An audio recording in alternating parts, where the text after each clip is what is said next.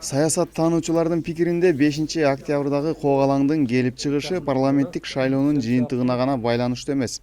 Ал жөн гана шылтоо болгон. Анткени буга чейинки пандемия учурундагы элдин кыйынчылык тартканы, бай кедейди кул кылган доордун акыйкатсыздыгы баары чогулуп калктын көтөрүлүүсүнө түрткү болгон. Ушул жанагы көтөрүлүш деп коебуз, эмне болду?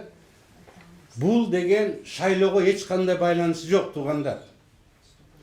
Шайлоо это повод. Буга чейин эле эл уже даяр болуп калган. Пандемия көрсөттү. Андан тышкары келген акчалардын дайыны жок. Бул көрсөттү. 3 жылдан бери эч кандай жазалбаган иш үчүн бул эл эчак эле даяр болуп калган. Түшүндүңүлбү? Ошондуктан биз элге кулак салалык. Эл менен бир бололук. Элди алдай албайбыз. Түшүнгүлөчү? Азыр мейли отурсун, мейли биригип столго отурsun, бирок элибизде тынччылык болсун. Саясатчы Нарымбек Молдобаевдин мыйзамдуулукту талап кылган парламент өкүлдөрүнүн буга чейинки басып өткөн жолун эстеп коюусун, ал гана эмес чечим кабыл алууда алардын да качып кетүүсү мыйзамсыз экенин эске салды. Садыр Жапаровду шайланышын азыр легитимдүү эмес, ляля-паля деген сөздөр болуп атат. Ушунун баарын айткан кишилердин баары кыргыз элинин душмандары. Мен Садыр Жапаровду колдоп аткан жокмун. Садыр келеби, мадыр келеби мага баары. Бирок именно ошол кишинин келгени менен өлкөбүздө тынччылык болуп калды. Ишенип койгулачы, болбосо азыр гражданстык согуш болуп кетмек. Ошондо болмок. Эми азыр айтып атат, автобус менен кетириптир элдер. Керек болсо автобус менен алып келет кайра. Эл азыр алданганын билсе чатак чыгат. Президент жыргаганынан арыз жазып кетейин деген жок. Жыргаганынан эмес, түшүнгүлөчү. Он понял, милицияны алы жетпесин элге.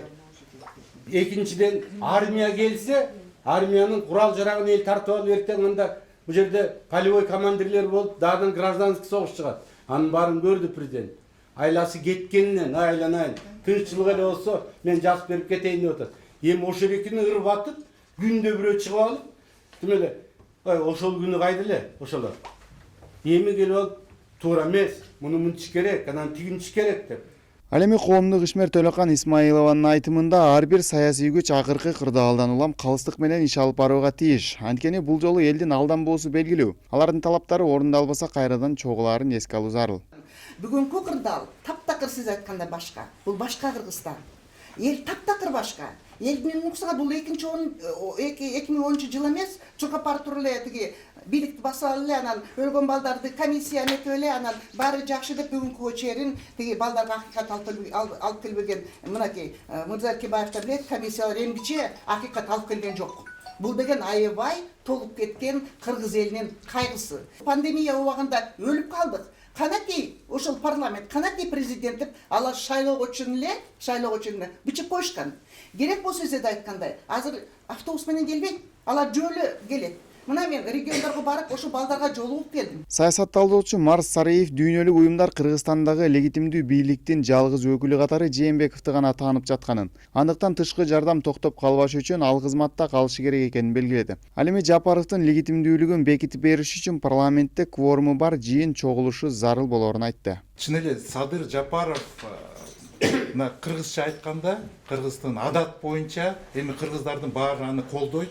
Чын эле бышып мындай күйүп бүтүштү. Бирок римский правага ал келбей атат. Касымалиев айтып атпайбы? Кворум болгон жок, 51 киши болгон, анан 61 болуш керек болчу, доверенность деп. Ошон үчүн бул кыргызча айтканда токтотту. Кан төгүлмөк. Түндүк жактан деген Малисайдан канча малдар келет. Ошо туп-туура. Бирок кыргызча болуп атат да. Ошон үчүн кыргызча мен ойлойм Садыр Жапаров азыр иштей бериш керек. Бирок римский право менен президент калыш керек, себеби римский право менен Европейский союз жөн айткан жок да, туурабы биз колдойбуз деген. Эл аралык уюмдар өлкөдөгү конституциялык бийликтин мыйзамдуу өкүлү катары президентти тааный турганы менен өкмөт башчынын милдетин аткарып жаткан Садыр Жапаровдун айрым тарапташтары президент Сооронбай Жээнбековдун бийликте калууга моралдык укугу жок экенин айтышууда. Азыркы учурда социалдык тармактарда ар кайсы пикирди ортого салган фейк аккаунттар көбөйгөнү белгилүү. Андыктан ар ким жарандык милдетин аткарууда жакшылап талдап кадам жасоосу өлкөнүн келечеги үчүн маанилүү. Ильяс Анарбай уулу, Нурбек Жеңишбек уулу, Нурньюс, Бишкек.